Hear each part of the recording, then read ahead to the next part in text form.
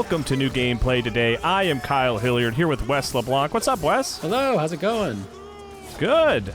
We are checking out Ghost of Tsushima on PC, specifically playing it on Steam Deck, to see how the Steam Deck version feels. And, I mean, it looks pretty good, I think. Wes, Yeah. you're kind of watching this over a stream, so you're not seeing the sort of, like, one-to-one visuals, like I think just behind the scenes a little bit. I think your frame rate's a little slower, but I'm playing at 30 FPS on Steam Deck.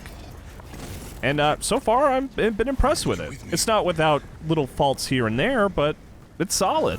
Yeah, and I think like if someone's watching this on like YouTube on a TV or a monitor, it is important to point out that like, at least for me, when I'm playing on my Steam Deck, like that smaller screen in my hands, it actually does look much better than typically what I see like scrolling on Twitter or on like YouTube or something.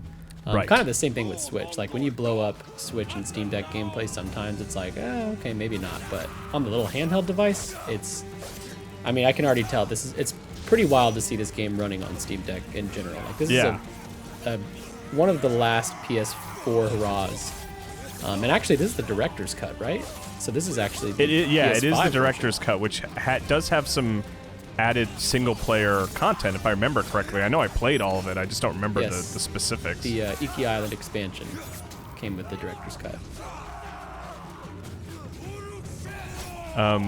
But yeah, I'm excited for this to come to another platform. This was the year that this game came out. I mean, it was my personal game of the year. I love Sucker Punch, the Sly Cooper games, the Infamous games. I mean, Ghost of Tsushima was like my favorite that year, just in terms of open world sword play. Like, just everything clicked for me. I don't know how you feel about it, Wes. I really enjoyed it a lot. That was if I remember, that was a busy year for me, so it wasn't in my like top games, but I think there was also Last of Us Part 2 and Final Fantasy VII Remake and a bunch of other things. For me, a pair of inferior games.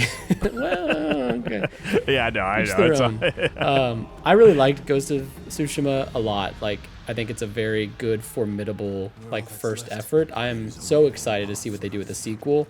Similar to, like, an Assassin's Creed. I think Ghost of Tsushima is a better debut than the first Assassin's Creed, but I think, after the game's launch, with criticism and player feedback and reception, I think the sequel is going to just, like, probably blow us away.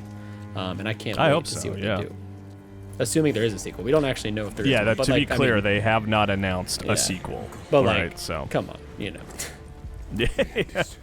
I mean, honestly, Sucker Punch has become one of those studios where I'm just like, we'll be excited for whatever the next Sucker Punch game is, whether that's Ghost of Tsushima 2 or something original or, I don't know, Infamous 4. Like, they can do whatever they want as far as I'm concerned. So this is cool because I haven't touched the game since the launch. I actually never went back for the director's cut. You missed out. Yeah, I haven't played the new expansion or anything. But man, this game's opening is so good. And the parts after it when you're riding the horse through the field and you get the title drop and all that. This game. Yeah. The vibes are on point in Ghost of Tsushima. Yeah, I mean, if you're unfamiliar with the game, it does something really amazing open world stuff. Mm-hmm. Where it uses the wind and like the way it picks up sort of foliage and flower petals and stuff to sort of tell you where to go. Yeah. So you don't really have to use your map much, and then you also don't really have a mini map, but you still feel like you're engaged in the world. It's cool. Like I really think that they did a lot of really good open world stuff alongside just having really fun combat and some stealth stuff. Just a good game. I don't know if we've said that enough. It's a good game. Yeah. Yeah, it's a good response to, I feel like, especially at the end of the PS4 era, like open world was every game was open world. And for whatever reason, we kind of fell down a path where most open worlds played similar to like Ubisoft games where you just get an abundance of stuff on a map and there's checklists. And I enjoy that type of gameplay, so I'm not dogging it. Like, I'm a sucker for it. But Ghost of Tsushima was a nice like reprieve or like a different look at the open world formula. Because of the things you mentioned, like they really tried to make guidance and like pathfinding in the game diegetic as opposed to pressing the touchpad, opening a giant map, putting a waypoint down and going to it. Which is really cool. And it's funny because Ubisoft is now basically doing similar things in their open worlds. They've kind of gotten away from their own formula as well. I mean, I'm happy for them to sort of take a cue. Go for it, you know? I did want to point out, we were talking about this before we started recording, that technically, I mean, not even technically, this game is not Steam Deck verified. It's kind of an interesting thing because the Steam Deck, you know, quote-unquote version, obviously you don't buy a specific version for Steam Deck. You buy this game on Steam, and then you have the option to play it on Steam Deck. It limits multiplayer. Like, the multiplayer add-ons that they added to Ghost of Tsushima are, like, not available on Steam Deck in a strange way.